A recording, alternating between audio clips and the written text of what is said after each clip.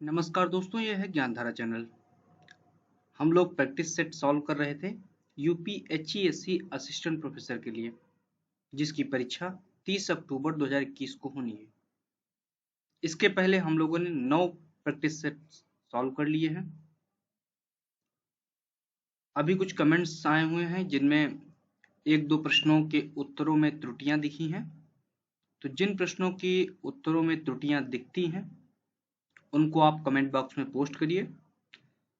बाद में सेपरेटली जो भी त्रुटियां दिखी हैं, एक दो जो भी रह गई हैं, उनको अलग से एक वीडियो बना के आपको बताया जाएगा। अब हम लोग देख लेते हैं प्रैक्टिस सेट नंबर 10 में जो प्रश्न पूछे गए हैं उनको देख लेते हैं कि विश्व की सबसे लंबी रिफ्ट घाटी कौन सी है। ऑप्शन दिए हुए हैं जॉर्डन नदी की घाटी, मृत घाटी, नर्मदा घाटी या स्पेंसर घाटी। तो आप बताइए कौन सा आपका उत्तर सही है। तो आपका सही उत्तर है जॉर्डन नदी की घाटी। अगला प्रश्न है रिफ्ट घाटी के उदाहरण है। ऑप्शन है नर्मदा घाटी, राइन नदी घाटी, डेथ वैली या ये सभी। तो आपका उत्तर है सभी। अगला प्रश्न है बहिर्जात बल का प्रमुख कार्य है। ऑप्शन दिए हैं अनाच्छादन, वलन, ग्रेवन या भूमिगत जल का उत्थान। तो आपका अनाच्छादन बहिर्जात बल का एक कार्य है। अगला प्रश्न है बहिर्जात बलों के प्रक्रम में सम्मिलित है। ऑप्शन दिए चट्टानों का परिवहन, चट्टानों का वियोजन, चट्टानों का विघटन या उपरोक्त सभी। तो आपका जो उत्तर है वो आपका है उपरोक्त सभी। अगला प्रश्न है कि बहिर्जात प्रक्रियाएं जिन भूआकृतिक कारकों से उत्पन्न होती हैं वे हैं। ऑप्शन दिए हैं जल वर्षा से, पवन से, हिमनद तथा समुद्री लहरों से या उपरोक्त सभी। आप उत्तर बताइए। तो आपका जो उत्तर है वो कौन सा हो जाएगा, सभी। अगला प्रश्न है बाह्य शक्तियों द्वारा धरातल को समतल बनाने की प्रक्रिया कहलाती है। ऑप्शन दिए हैं अनाच्छादन, निम्नीकरण, अधिवृद्धिकरण या अपक्षयण। तो आपका जो उत्तर है वो आपका है अनाच्छादन, डेनुडेशन। अगला प्रश्न है अनाच्छादन या अनावृत्तीकरण क्रिया होती है। ऑप्शन दिए अत्यंत तीव्र गति से, धीमी गति से, मध्यम गति से या विस्थापित गति से। तो आपका जो सही उत्तर है वो आपका है धीमी गति से। अगला प्रश्न है अनाच्छादन के अंतर्गत निम्नलिखित क्रियाएं होती हैं। ऑप्शन दिए हैं अपक्षयण, अपवर्दन, मास वेस्टिंग या फिर उपयुक्त सभी। तो आपका उत्तर है उपयुक्त सभी। अगला प्रश्न है चट्टानों का अपने ही स्थान पर फूटना कहलाता है। ऑप्शन दिए निम्नीकरण, अनाच्छादन, अपरदन या अपक्षयण। तो आपका जो सही उत्तर है वो आपका है अपक्षयण कहलाता है, जिसे वेदरिंग कहते हैं। अगला प्रश्न है अपक्षयण में से कौन सी क्रिया होती है। ऑप्शन दिए यांत्रिक क्रिया, गतिशील क्रिया, स्थैतिक क्रिया, उपरोक्त सभी। तो आपका जो उत्तर है वो आपका है स्थैतिक क्रिया, क्योंकि अपनी जगह पे भी पड़ा रहता है। अपक्षयण होता किसकी वजह से, वो यांत्रिक क्रिया की वजह से होता है। अगला प्रश्न है कि अपक्षयण का प्रमुख कारक क्या है। ऑप्शन दिए सूर्यतप, वर्षा एवं पाला, आर्द्र वायु एवं जीव जंतु या उपरोक्त सभी। तो आपका उत्तर है उपरोक्त सभी। अगला प्रश्न है कि निम्नलिखित में से कौन सा एक अपक्षयण के लिए अनुकूल परिस्थितियां उत्पन्न नहीं करता है। ऑप्शन दिए चट्टानों का रंध्रमय गठन, विषम जलवायु तथा वनस्पति का अभाव, भूमि का खड़ी ढाल या चट्टानों में खड़ी परतों का न होना। तो आपका जो सही उत्तर है वो है चट्टानों में खड़ी परतों का न होना। अगला प्रश्न है कि अपक्षयण के प्रकारों में सम्मिलित है। ऑप्शन दिए भौतिक, रासायनिक, जैविक या सभी। तो आपका जो उत्तर है वो क्या हो जाएगा, वो आपका हो जाएगा सभी। अगला प्रश्न है गुलाब अपक्षयण उदाहरण है। ऑप्शन दिए भौतिक का, रासायनिक का, जैविक का या सभी का। तो ये है आपका भौतिक अपक्षयण का। अगला प्रश्न है कि अपसल्कन, अपपत्रण, एक्सफोलिएशन या परत उखड़ना होता है। ऑप्शन दिए भौतिक अपक्षय में, रासायनिक अपक्षय में, जैविक अपक्षय में या इनमें से किसी में भी नहीं। तो आपका जो सही उत्तर है वो आपका है भौतिक अपक्षय में। अगला प्रश्न है कि चट्टानों का अपघटन व क्षय होता है। ऑप्शन दिए भौतिक अपक्षय, रासायनिक अपक्षय, जैविक अपक्षय या उपरोक्त सभी। तो आपका जो उत्तर है वो आपका है रासायनिक अपक्षय। अगला प्रश्न है कि रासायनिक अपक्षय की प्रक्रिया प्रकारों में सम्मिलित है। ऑप्शन दिए हैं ऑक्सीकरण, कार्बोनेशन, विलयन या हाइड्रेशन या ये सभी। तो आपका सही उत्तर है विलयन या हाइड्रेशन। अगला प्रश्न है कि तापमान विलोमन की स्थिति उत्पन्न करने में निम्न में से कौन सा कारक उत्तरदायी नहीं है। ऑप्शन दिए हैं लंबी ठंडी रातें, पर्वताकीर्ण घाटी, स्वच्छ आकाश या तीव्र वेग से बहती वायु। तो आपका जो सही उत्तर है वो आपका है तीव्र वेग से बहती वायु। अगला प्रश्न है ध्रुवीय वातागर सिद्धांत निम्न में से किसकी उत्पत्ति एवं गतिशीलता की व्याख्या करता है। ऑप्शन दिए हैं शीतोष्णकटिबंधीय चक्रवात, उष्णकटिबंधीय चक्रवात, जेट स्ट्रीम या ओजोन छिद्र। तो आपका जो सही उत्तर हो कौन सा है, शीतोष्णकटिबंधीय चक्रवात। अगला प्रश्न है कि निम्न में से कौन सी जलवायु वायु पेटियों के ऋत्विक खिसकाव का परिणाम है। ऑप्शन दिए हुए हैं अनुसमुद्री, पश्चिमी अनुसमुद्री, भूमध्य रेखीय, भूमध्य सागरीय या गर्मस्थलीय। तो आपका सही उत्तर है भूमध्य सागरीय, मेडिटेरियन। अगला प्रश्न है कि सूर्य का प्रभामंडल प्रकाश के अपवर्तन से उत्पन्न होता है। ऑप्शन दिए हैं स्तरीय मेघों के जलवाष्प में, पच्छाव कपासी मेघों के हिम स्फटिकों में, पच्छाव मेघों के हिम स्फटिकों में, या फिर स्तरीय मेघों के धूल कणों में। तो आपका जो उत्तर सही है वो आपका है पच्छाव मेघों के हिम स्फटिकों में। अगला प्रश्न है कि जिन क्षेत्रों में दैनिक तापांतर अधिक होता है वे हैं तटीय क्षेत्र, छोटे द्वीप, महाद्वीपों के आंतरिक प्रदेश या ऊंचे पर्वत शिखर। तो आपका जो सही उत्तर है वो आपका है महाद्वीपों के आंतरिक प्रदेश। अगला प्रश्न है सांध्यकालीन सर्वाधिक रंगीन मेघ हैं। ऑप्शन दिए हैं कपासी, पच्छाव, स्तरीय या बर्फीले। तो आपका जो उत्तर सही है वो आपका है कपासी। अगला प्रश्न है कि अपने अस्तित्व को बनाए रखने के लिए जीव जंतुओं द्वारा विपरीत पर्यावरणीय दशाओं के कारण होने वाला विसरण कहलाता है। ऋत्विक विसरण, बलात् विसरण, त्वरित विसरण या दीर्घकालीन विसरण। तो आपका जो सही उत्तर है वो आपका है बिलात विसरण। अगला प्रश्न है टिड्डियों एवं लेमिंग का विसरण को कहते हैं। ऑप्शन दिए हैं त्वरित विसरण, दीर्घकालीन, बलात् या ऋत्विक। तो आपका जो सही उत्तर है वो आप बताइए क्या है।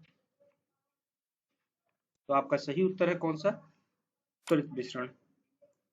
अगला प्रश्न है कि निम्नलिखित में से कौन सा एक विसरण धीरे धीरे लगातार चलने वाला विसरण है। ऑप्शन दिए हैं विसरण, त्वरित विसरण, बलात् विसरण, ऋत्विक विसरण या दीर्घकालिक विसरण। तो धीरे धीरे चलने वाला जानते हैं कौन सा होगा आपका, वो है आपका कौन सा, धीरे धीरे लगातार चलने वाला दीर्घकालिक विसरण। अगला प्रश्न है जंतुओं एवं पौधों के वितरण का वर्णन कहलाता है। पारिस्थितिकी, जीव विज्ञान, ओरोग्राफी या समुद्र विज्ञान। तो आपका सही उत्तर है जीव भूगोल। अगला प्रश्न है कि पौधों का विश्व वितरण प्रभावित होता है। ऑप्शन दिए हैं जलवायु कारकों से, जैविक कारकों से, मृदा संबंधी कारकों से या उपरोक्त सभी से। तो आपका है उपरोक्त सभी से। अगला प्रश्न है कि लघुत्तम वर्धन काल का जीवोम है। ऑप्शन दिए हैं टुंड्रा, टैगा, सवाना या चैपेरल। तो आपका है वो है टुंड्रा, जो कि कुछ ही महीनों का होता है।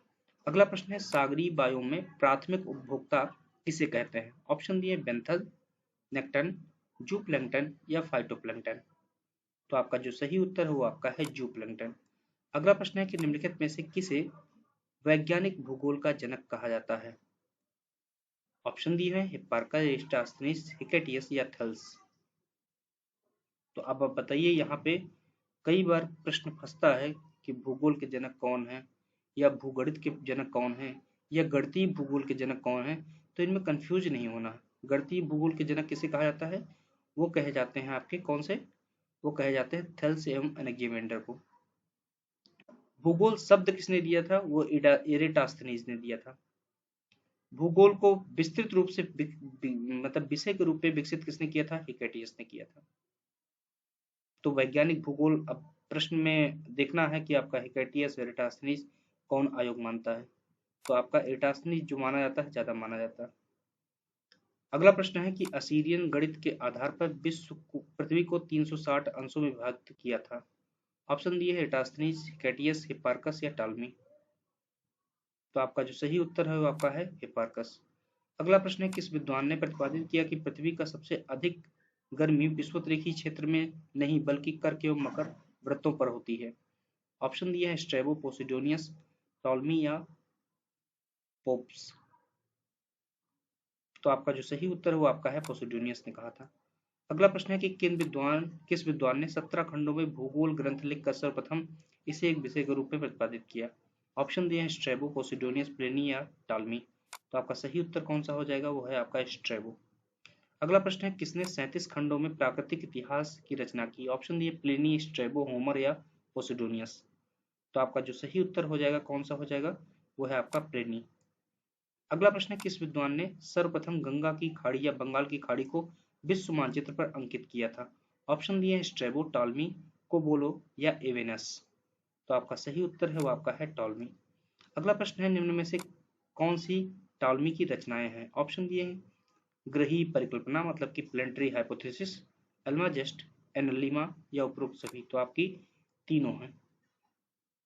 अगला प्रश्न है, ज्वार भाटा संबंधी परिकल्पना प्रस्तुत की थी? ऑप्शन दिए वेदे, एवेनस, अगासिस या स्ट्रेबो ने। तो ये किया था वेदे ने। अगला प्रश्न है, कार्यात्मक क्षेत्र जिसके आधार पर निरूपित किया जाता है वह है? ऑप्शन दिए हुए हैं प्रशासनिक परिसीमाएं, अंतःक्रियाओं का क्षेत्र, सम्मान रेखाएं या भौतिक प्रभाव। तो आपका सही उत्तर है अंतःक्रियाओं का क्षेत्र। अगला प्रश्न है, भारत में शहरों के कार्यात्मक वर्गीकरण के लिए जनगणना में त्रिआधारी आरेख किसने प्रस्तुत किया था? ऑप्शन दिए चंद्रशेखर ने, पी पद्मनाभा ने, ए आर नंदा ने या अशोक मित्रा ने। तो दिया था किसने? अशोक मित्रा ने। अगला प्रश्न है कि भारत के कुल जनसंख्या में बुजुर्गों मतलब 60 प्लस की जनसंख्या का प्रतिशत निम्न में से कितने में पड़ता है? ऑप्शन दिए हैं 2 से 5%, 5 से 10%, 10 से 12% या 12 से 15%। तो आपका जो सही उत्तर है वो आपका है 5 से 10%, जो कि लगभग में 8% के आसपास है। अगला प्रश्न है, निम्नलिखित में से कौन सी प्रवास धारा भारत में अधिकतम प्रवास का अनुभव करती है? ऑप्शन दिए ग्रामीण से ग्रामीण, ग्रामीण से नगरीय, नगरी से नगरीय या नगरीय से ग्रामीण। तो आपका सही उत्तर है वो आपका है ग्रामीण से ग्रामीण। महिलाओं के द्वारा होता है लेकिन ज्यादातर जो होता है वो ग्रामीण से नगरीय होता है। अगला प्रश्न है कि 21वीं सदी के अंत तक प्रक्षेपित नगरीय विश्व का सार्वभौमिक शहर निम्नलिखित में से कौन सा व्यक्त करता है? ऑप्शन दिए हैं सननगर, नगर क्षेत्र, विश्व नगरी या मेगालोपोलिस या वास्य नगरी। तो यह है आपका विश्व नगरी। अगला प्रश्न है कि विश्व का कौन सा देश मुलायम लकड़ी एवं लकड़ी की लुगदी का सबसे बड़ा उत्पादक एवं निर्यातक है? ऑप्शन दिए कनाडा, संयुक्त राज्य अमेरिका, नॉर्वे, स्वीडन। तो आपका सही उत्तर है कनाडा। अगला प्रश्न है, शुष्क भूमि के लिए सर्वाधिक उचित फसल कौन सी है? ऑप्शन दिए जूट, मूंगफली, धान, गन्ना। तो आपका जो सही उत्तर है वो आपका है मूंगफली। अगला प्रश्न है कि कृषि में युग्म पैदावार का आशय डैश डैश डैश को उगाने से है। ऑप्शन दिए हैं एक ही साथ दो फसल, विभिन्न मौसमों में दो फसल, अन्य फसल के साथ एक फसल या उपरोक्त में से कोई नहीं। तो आपका जो सही उत्तर है वो है आपका एक साथ दो फसल। अगला प्रश्न है कि विश्व में केले का सबसे बड़ा उत्पादक कौन है? ऑप्शन दिए मलेशिया, जिम्बाब्वे, भारत, पाकिस्तान। तो वो है भारत।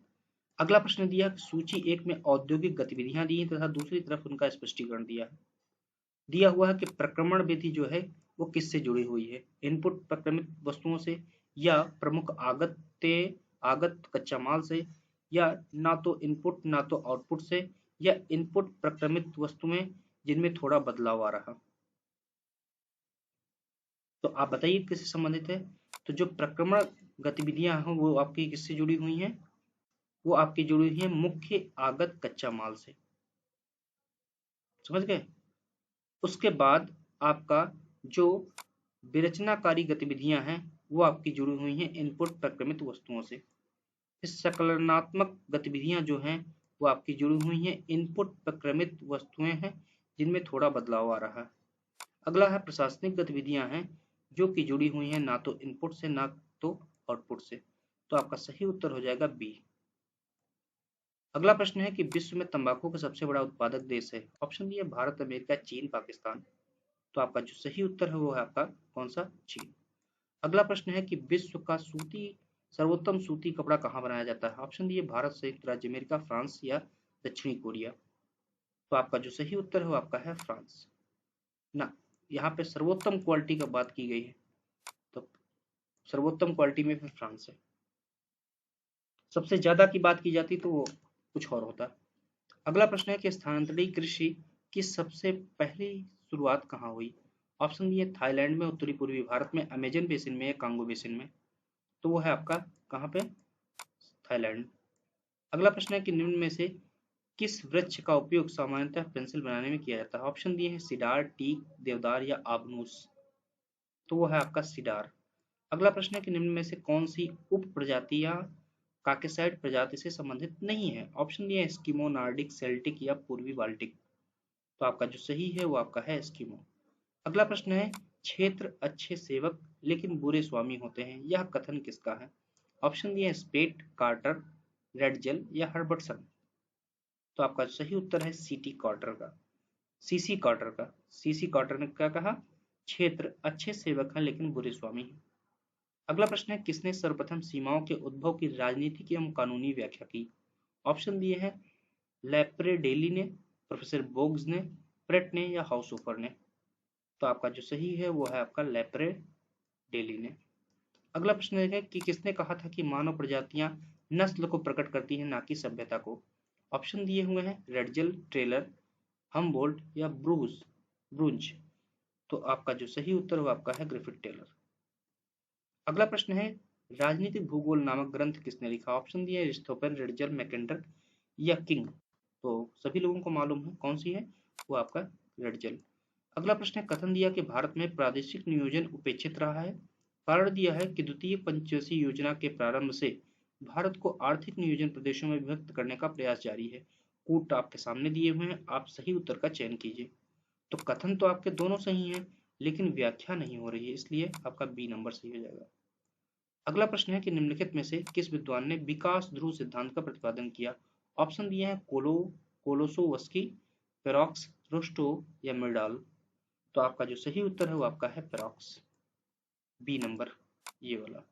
अगला प्रश्न है कि निम्न में से किस विद्वान ने पराश्रयता मॉडल को प्रतिपादित किया था? ऑप्शन दिए हैं ल्यूटन, फ्रैंक, वुडविल या फ्रीडमैन। तो आपका जो सही उत्तर है वो आपका कौन सा है कि विद्वान पराश्रयता सिद्धांत किसने दिया था? फ्रैंक ने। इसको आपको पूरा देखना है। अगला जो प्रश्न है हम लोग देख लेते हैं क्या है कि देश का आर्थिक विकास मापने के लिए निम्नलिखित में से किस सूचक का सर्वाधिक उपयोग किया जाता है? शिशु मृत्यु दर, पेयजल की उपलब्धता, महिला साक्षरता, प्रति व्यक्ति सकल राष्ट्रीय उत्पाद। तो आपका है प्रति व्यक्ति राष्ट्रीय सकल उत्पाद। अगला प्रश्न है, संचयी कार्य कारण मॉडल प्रस्ताव किया था। ऑप्शन दिए मिर्डाल, फ्रीडमैन, वुडविले या फ्रैंक द्वारा। तो ये किया था मिर्डाल द्वारा, गुरनार मिर्डाल द्वारा, संचयी कार्य कारण मॉडल। अगला प्रश्न है, भारत में लवणीय मृदा का सर्वाधिक क्षेत्रफल है। ऑप्शन दिए हुए हैं उत्तर प्रदेश, गुजरात, हरियाणा या महाराष्ट्र। तो आपका जो सही उत्तर कौन सा है वो गुजरात है। अगला प्रश्न है, कुल्लू घाटी जिन पर्वत श्रेणियों के बीच स्थित है वो है मध्य हिमालय एवं शिवालिक, लद्दाख एवं पीर पंजाल, धौलाधर एवं पीर पंजाल, शिवालिक एवं नागटिब्बा। तो आपका जो सही उत्तर है वो आपका है धौलाधर एवं पीर पंजाल। अगला प्रश्न है, सूची 1 को सूची 2 से मिलाना है। एक तरफ जो है दक्कन ट्रैप, तो दक्कन ट्रैप किससे जुड़ा हुआ? उत्तर नूतन काल से, प्री कैम्ब्रियन से, क्रिटेशियस, आदि नूतन से या अत्यंत नूतन से है? तो वो आपका है क्रिटेशियस, आदि नूतन से। उसके बाद जो पश्चिमी घाट है वो किससे जुड़ा हुआ है? वो आपका उत्तर नूतन काल से जुड़ा हुआ है। और उसके बाद अरावली जो है वो आपका प्री कैम्ब्रियन काल का है। और नर्मदा ताप्ती जो जलोढ़ निक्षेप है वो अत्यंत नूतन काल का है। तो आपका सही उत्तर हो जाएगा सी नंबर। अगला प्रश्न है कि भारत में सुनामी वार्निंग सेंटर अवस्थित है। ऑप्शन दिए हैं हैदराबाद में, चेन्नई में, विशाखापट्टनम में या पोर्ट ब्लेयर में। तो आपका सही उत्तर है हैदराबाद में। अगला प्रश्न है, छोटा नागपुर पठार सर्वाधिक घना बसा जिला धनबाद क्यों है? ऑप्शन दिए उपजाऊ मृदा एवं दामोदर से निकाली गई नहरों द्वारा सिंचाई की सुविधा। दूसरा, कोयला, लोहा, अभ्रक, तांबा इत्यादि का पाया जाना। तीसरा है खनन उद्योग का विकास एवं औद्योगिकरण। चौथा है उपरोक्त सभी। तो धनबाद जो है पाया जाता है, सबसे ज्यादा धनबाद जो है क्या है, छोटा नागपुर पठार का घना बसा जिला है, क्योंकि खनन उद्योग का विकास एवं औद्योगिकरण अधिक मात्रा में हुआ। अगला प्रश्न है कि उत्तर भारत में उप हिमालय के क्षेत्र के सहारे फैले समतल मैदान को क्या कहा जाता है? ऑप्शन दिए हैं दून, खादर, भाबर या तराई। तो आपका सही उत्तर है भाबर। अगला प्रश्न है, अरावली एवं विंध्य श्रेणियों के मध्य कौन सा पठार स्थित है? ऑप्शन दिए हैं मालवा का पठार, छोटा नागपुर पठार, दक्कन पठार या प्रायद्वीपीय पठार। तो ये कौन सा है? वो आपका है मालवा का पठार। और इस प्रैक्टिस सेट का जो अंतिम प्रश्न है कि भारत के निम्नलिखित शैल तंत्रों में से किसमें लौह एस का प्रमुख जमाव पाया जाता है? ऑप्शन दिए कडप्पा, गोंडवाना, धारवाड़ या विंध्यन। तो आपका जो सही उत्तर है वो आपका है धारवाड़ तंत्र। तो उम्मीद है ये जो 70 प्रश्न है ये भी आपके लिए आगामी परीक्षाओं के लिए महत्वपूर्ण साबित होंगे। मान लीजिए कि आप 15 प्रैक्टिस सेट सॉल्व करते हैं, अगर आपको कुछ नए प्रश्न मिल जाते हैं, क्योंकि कुछ नए प्रश्न ही जो पढ़ते हैं परीक्षाओं में वही आपकी मेरिट को आगे पीछे कर देते हैं। तो अगर आपको एक दो भी नए प्रश्न मिल जा रहे हैं प्रत्येक प्रैक्टिस सेट पे, तो वो आपके लिए उपयोगी हो सकते हैं, आपको सिलेक्शन दिला सकते हैं, सिलेक्शन से बाहर भी कर सकते हैं। हाँ, ये आपको ध्यान रखना है कि जो आ रहा है उसको आप जरूर निश्चित तौर पर सही करें, और ये बिल्कुल ना करें कि आपको आ रहा है और गोला आप कहीं और मार के चले आए। तो इन चीज़ों को आप ध्यान रखिए और लगातार तैयारी करते रहिए, जल्द ही आपको सफलता मिलेगी। धन्यवाद। जो प्रश्न बाई चांस गलती से जिनके उत्तर गलत हो गए हैं उनको आप कमेंट बॉक्स में पोस्ट करते रहिएगा, और जो प्रश्न पूछे गए हैं उनको आप कमेंट बॉक्स में पोस्ट करते रहिएगा, जिससे कि उनको सुधारा जा सके और अन्य जो देखने वाले हैं वीडियोज उनको फायदा हो सके। धन्यवाद।